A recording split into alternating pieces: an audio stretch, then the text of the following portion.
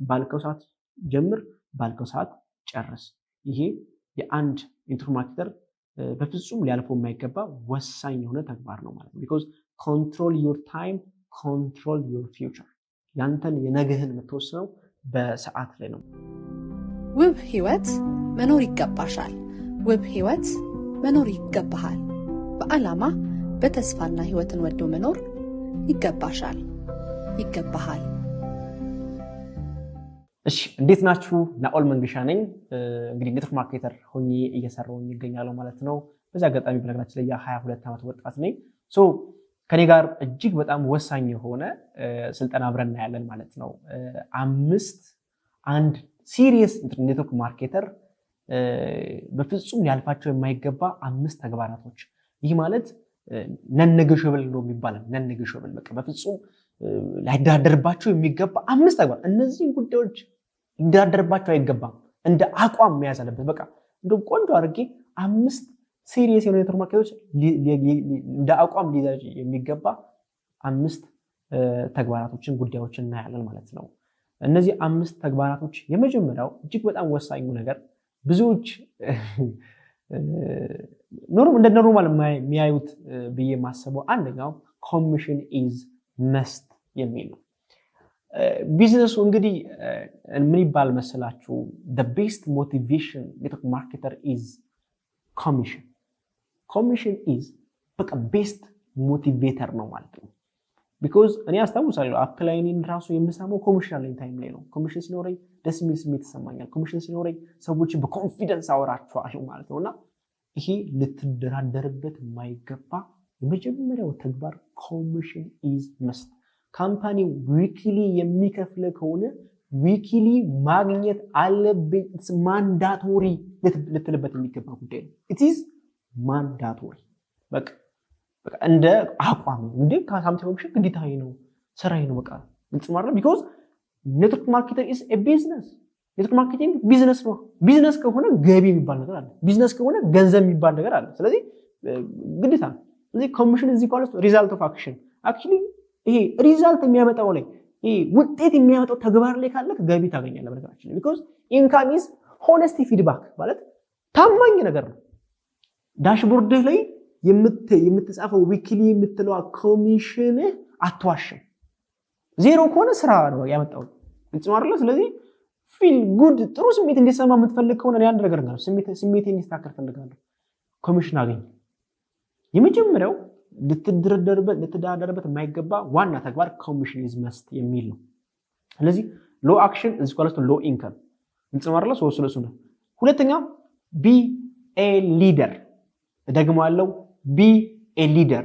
አሁንም ደግሞአለው ቢ ኤ ሊደር ኖት ኤ ታይትል ፖዚሽን። አፕላይን መሆንህ አይደለም ዋናው ነገር። አፕላይን መሆንህ ፖዚሽን ከላይ አለክ ነው። አለክ ከላይ መሆን ታይትል ነው።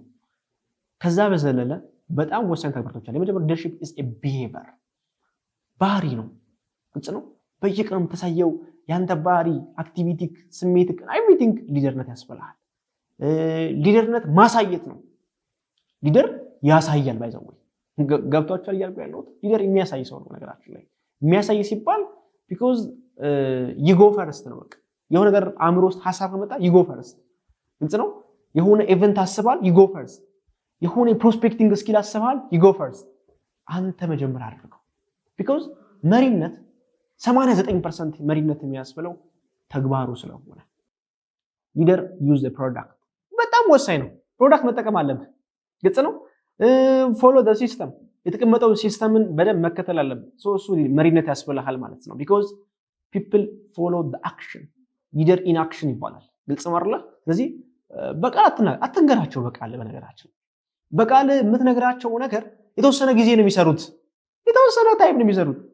አንተ እስቲ አሁን ላይ እኔን መስለዋል ዳውን ላይኖቼ የምትለው እነሱ የሚያደርጉት ነገር ካየሃቸው አንተ የተገበርከው እንጂ ያወራሁን አይሆኑ።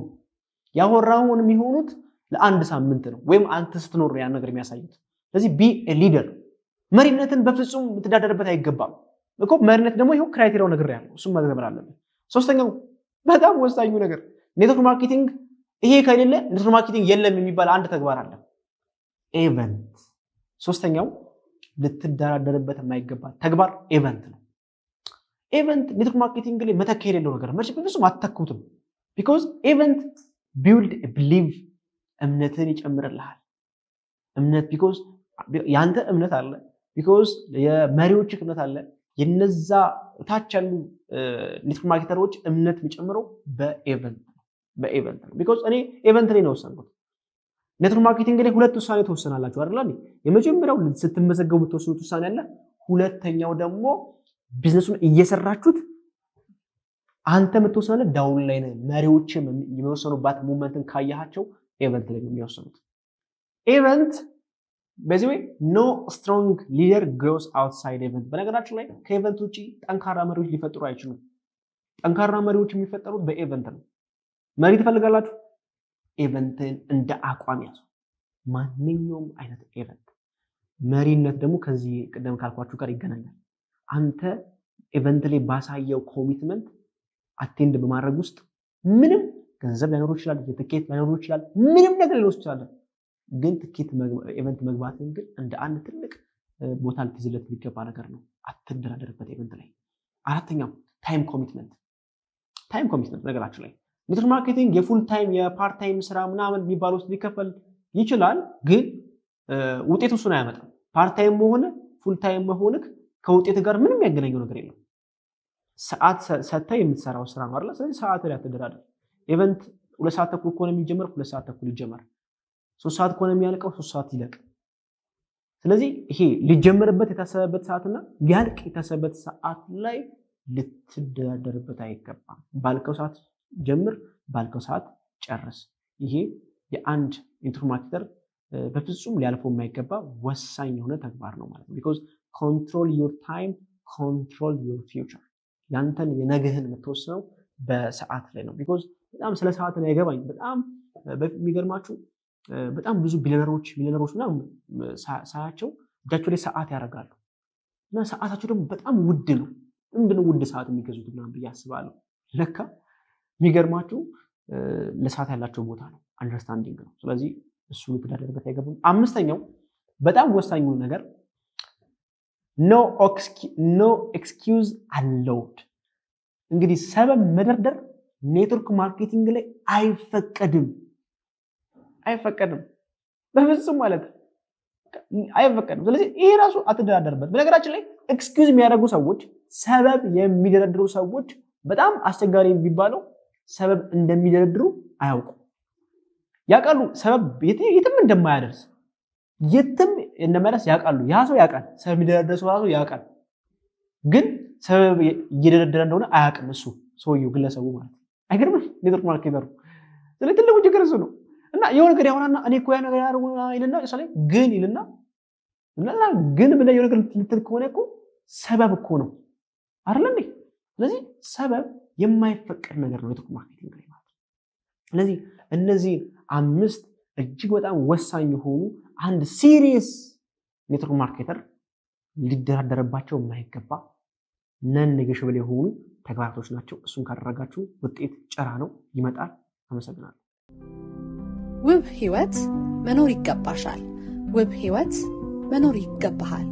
በዓላማ በተስፋና ህይወትን ወዶ መኖር ይገባሻል፣ ይገባሃል።